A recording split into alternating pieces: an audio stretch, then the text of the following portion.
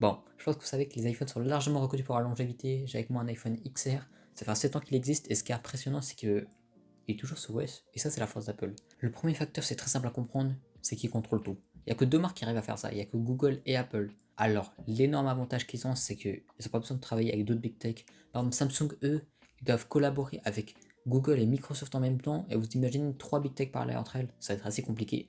Alors qu'Apple, eux, ils travaillent juste entre eux et ils font comme ils veulent. Après, un avantage, c'est qu'ils n'ont pas besoin de surcouche, par exemple, comme sur les Android.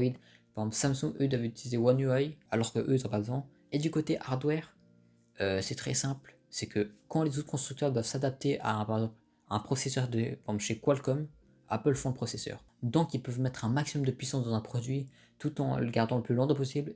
Bon, je pense que vous savez que la plupart des constructeurs utilisent par exemple des Snapdragon et des Qualcomm pour les téléphones ou des puces de chez Intel ou AMD pour les PC, alors qu'Apple, eux, ils font eux-mêmes leurs produits. Donc ça veut dire qu'ils peuvent optimiser au mieux sans avoir les contraintes que les autres constructeurs doivent avoir.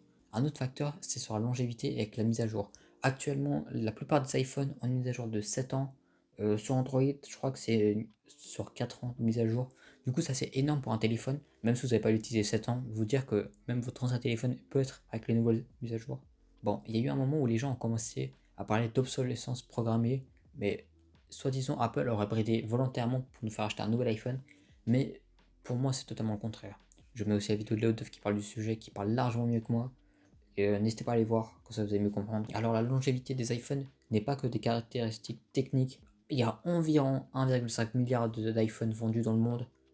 Les développeurs ont intérêt à mettre des applications qui sont stables et qui tiennent. Donc généralement les iPhones tiennent mieux. Après un autre avantage par exemple, il y a peu d'iPhones qui sortent et il y a beaucoup de gens qui achètent des iPhones, du coup ils peuvent l'optimiser pour chaque iPhone. Alors que sur Android il y a des centaines de téléphones qui sortent par année, du coup c'est obligé de s'adapter et il peut y avoir des bugs. Mais le problème, c'est que c'est trop généraliste et ça peut pas être aussi précis qu'un iPhone. Un autre facteur que vous pouvez largement voir, c'est la qualité de fabrication. Que vous ayez un iPhone SE ou un iPhone 15 Pro Max, vous aurez une qualité de fabrication qui est incroyable.